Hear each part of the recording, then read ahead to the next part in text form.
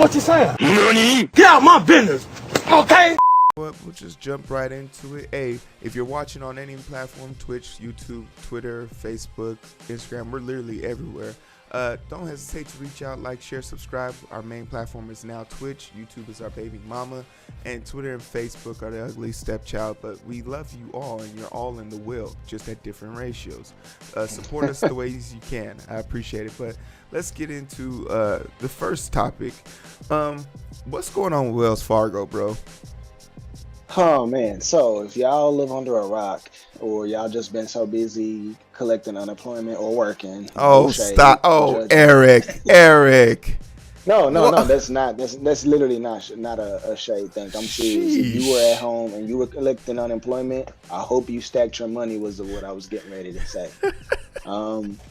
No, and be really, this is serious. This is no cap. I'm not trying to gaslight anybody. I'm really sincerely hoping that you guys were in a position to be able to save some money. I know a lot of people made more money at home than they did working, which is an absolute shame that you could get paid more by the government to stay home than your actual job. But y'all know how we feel about that. That's a whole nother topic for another time. All that to say that Wells Fargo has traditionally been a big lender in the personal sector, and they have decided to close all accounts that are tied to personal lines of credit. They were ranging from $3,000 to upwards of $100,000, and these were revolving lines of credit. Hold on. Can you explain that real quick? What does lines of credit mean? So at the bank, you can go in and ask for credit. So some people prefer to use a credit card. It is essentially the same thing as a credit card, except cash. So the bank will give you a line of credit. It'll be a whole separate account attached to your bank account, and you have whatever funds they determine that you're worthy enough or responsible enough to pay back. They'll give you that. Most people do that personally if they have like a large savings, or they have some kind of collateral that the bank sees, or they have a large enough salary to cover the line of credit, then the bank will extend you that. It's pretty much just like applying for a credit card. It's really no difference. The only thing is you have to swipe the card to use the credit, and you can go into the bank and withdraw money or move money with the personal line of credit. So that's the big deal. They're deciding to cancel all of those things. Those things typically have less interest, lower interest rates than a credit card would. You guys know credit cards anywhere from 9 to 24.99%, depending on you and what you agree to pay. So why is this significant? Number one, it's going to affect people's personal credit score, because on your credit statement, they have the history of your accounts, the size of your accounts. When you take a line of credit off, especially if you've had it for an extended period of time, the length of time matters because it speaks to your credit worthiness. That being taken off your account will knock your account down. If you've had it more than 5 years, just expect your credit to go down 30 to 50 points when that's gone. Secondly, the amount that you have the line of credit for goes to your overall amount of total open credit. When that amount shrinks, just expect your credit to go down another 20 to 30 points. So some people are going to see a 50 to 80 point hit on their credit from their account being closed out. And it's not just Wells Fargo now. JP Morgan Chase is doing it, and Bank of America is doing it as well. So you guys need to be doing everything you can to switch over to maybe a credit card if you can, if you're financially responsible. I don't always advocate for that, but it's a really big deal, and I think that you should. What does this mean? I'm always going to advocate against credit cards. As a person who's been living without a credit card for the last 11 years, I remember how like engulfed I was in that shit. So like I'm always going to advocate for like people to be like, yo, watch yourself, be careful, don't throw yourself into a predicament where you probably won't be able to get out as easy. Yeah, so here is the thing though. There are strategies that you can use if you're responsible, and to Heero's point, he knows the overwhelming majority of people are not responsible. They see a credit limit and they treat it like it's the speed limit on the highway. They're gonna always drive. They want to touch it. Didn't want to touch it. Always want to, the speed limit on the highway is 70, you're doing 70, 75, 80. You're always hitting that and going over. And the only time you ever slow down or hit the brakes is if you see the police. I mean, and the only time people ever slow down with a credit card or hit the brakes is when they're already overextended. So the hero's point, if you are responsible, great. If you want to learn how to be responsible for a credit card, then you need to come down in the comment section. Well, me, Hero's not an advocate, but I am definitely an advocate, and I can show you some strategies to help you be responsible with a credit card and boost your credit score up. But For sure. more on that later. So what's going on now with these banks? What does it mean? These banks are saying, hey, listen, we don't want to lend out any more money, which means that they're holding on to the cash that they have. And why are they holding on to the cash that they have? Because they are letting us know something is coming. When the banks start shrinking the amount of money they're willing to lend out, it lets you know that recession is upon us. Secondly, Wells Fargo also decided to do what is called a reverse repo. Now, you guys are like, what are reverse repos? The repo market is basically the Federal Reserve Bank has money. The banks ask the Federal Reserve for certain monies. Why? Because they want to loan it out and make a profit. Yes, and with their profits, they fill their coffers and they pay back the institution, the Federal Reserve, that gave them the money. Well, what does the Federal Reserve get as a guarantee that you will pay them back?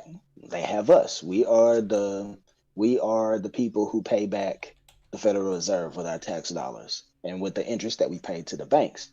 So in the reverse repo, what happens is Wells Fargo had this lump sum of cash that they borrowed from the Fed, didn't think they were going to be able to do anything with it or make any money off of it or the amount of money that they wanted. So they say, here, Federal Reserve, you take this money back.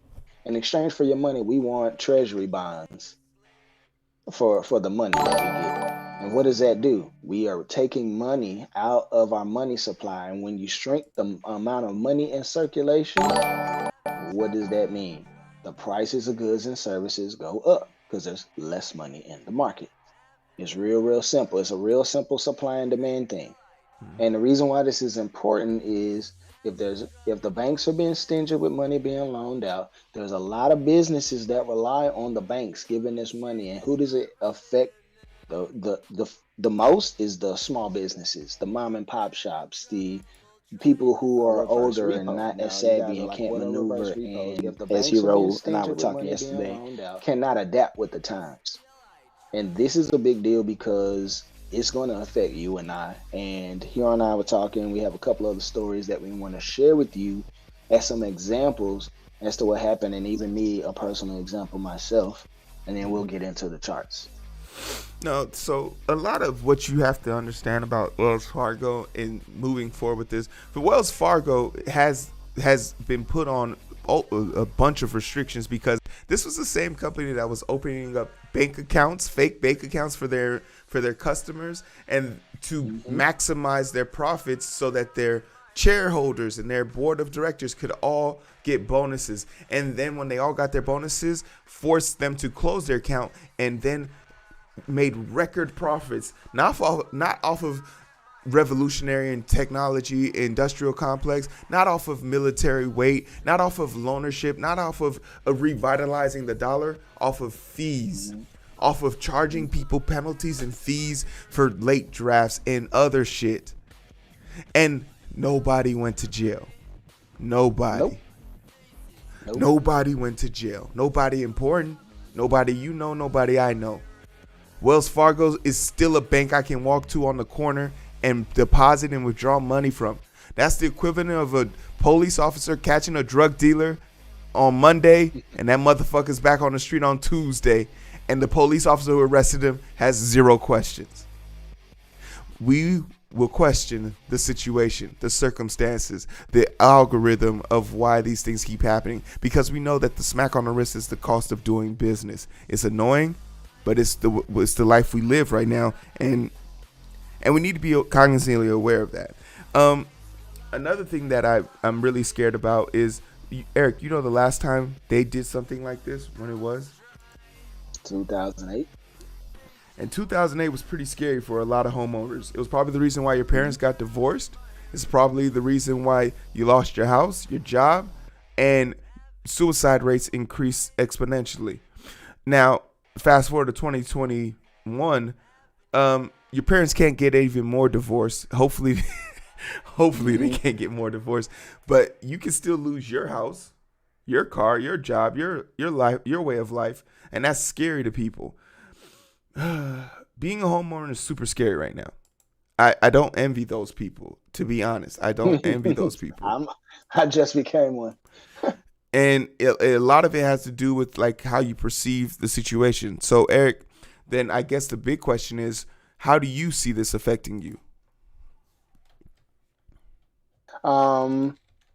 Really, man, I've been remodeling my house, and it's been quite a difficult journey because we needed supplies, and supplies have fluctuated so much. Lumber costs were astronomical up until recently.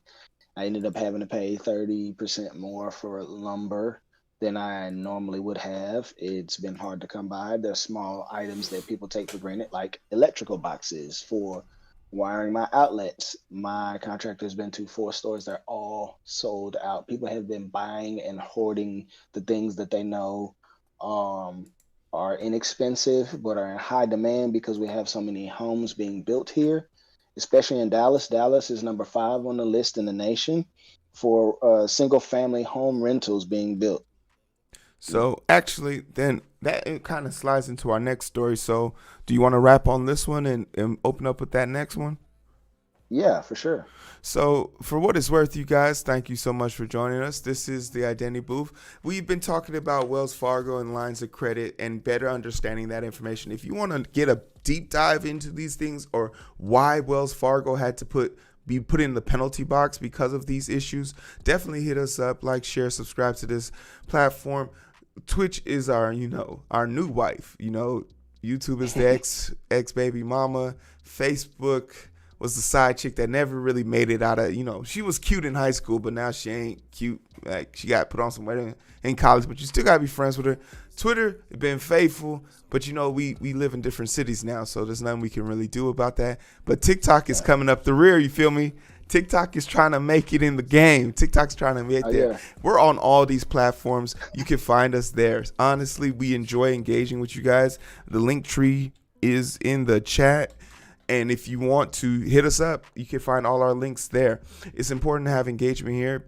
Daddy Bezos went to space and came back with some more money, so we trying to take that from him. So if you are a Twitch user that has an Amazon Prime account, sub to the channel. It's free. It helps us. And it gets little voices like ours out on the big platform talking about really important stuff. Hey, shout out to all the Reddit people that sub to the channel and follow the channels. I appreciate you guys 101%. But with all that being said, Eric, with the last word. Hey, man, just in this time, I would say be responsible. This is summertime. I know things will open back up. You're excited to be back out in the world, but there are real things cooking in the background. Do not get distracted. Stay on your square. Be focused. Be frugal and financially responsible. And most importantly, make sure you have enough for yourself and potentially the people that are the closest to you and that you love the most. And you guys take care of yourself. Put on your goddamn mask. Do something good for somebody else. But it's so hard to find through the daily grind. Been working overtime, and I'm sleep deprived. Shorty on my line, and we fuss and fight. Seems like every night. Don't care who's wrong or right. I hope the end is sight. Slow it down, and we can catch the vibes.